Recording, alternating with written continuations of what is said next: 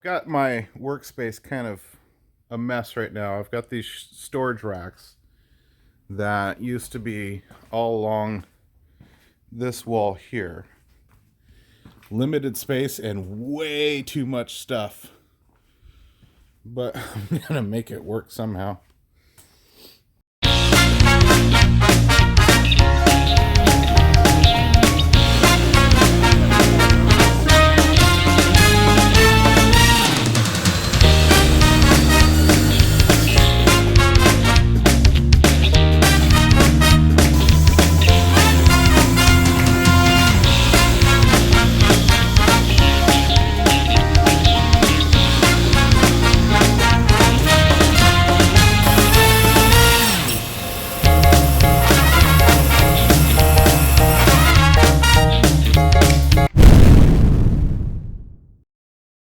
A day in the shop, and I made a little bit of progress on the 4x8 CNC. Some of the stuff I didn't record. Well, actually, a lot of the stuff I didn't record, and I don't really remember where I left off at. But we've got our Z-stepper mounted. I drilled and tapped new holes. I couldn't put it on, parallel to here because the holes would have been in the seam of this add-on piece that's bolted to there. So a little crooked is fine.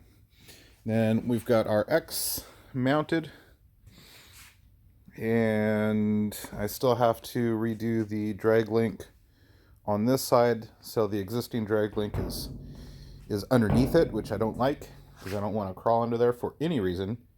So I've got a new one that I'm going to mount on the outside. And let's take a look over here. I still haven't done anything with this. And we'll look at the control panel, which is mounted on the wall, plugged in. I've got my 110 supply here and my 120 and 240 supply here. We can turn this switch on. That arms the system. This first switch will turn on all the 120 stuff. So that's the Acorn, the stepper power supplies, and everything supporting that. So we'll turn that on. Got a bunch of green lights, green and red lights. And then we'll turn this next switch on. This will turn the VFD on. So I have these switches wired. I've got one leg off of here, the 110 supply, running up here, feeding this switch up here. This is the arm switch, and that's feeding to switches here.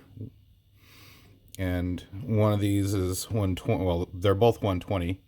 Going out into the contactors, which when you turn the switch, it engages the contactor, which these are double pole, turns everything on there.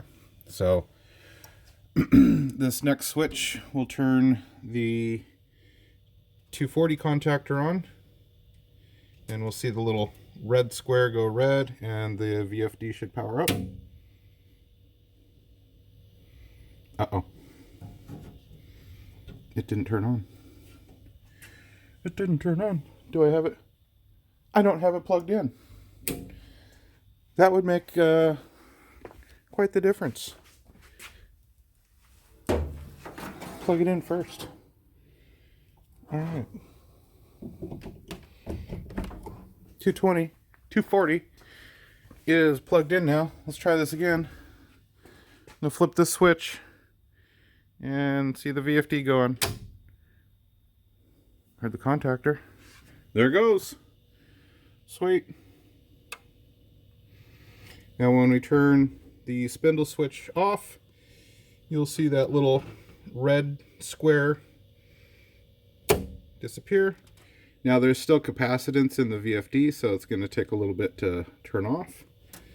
And then we'll turn off our 120 contactor. Done.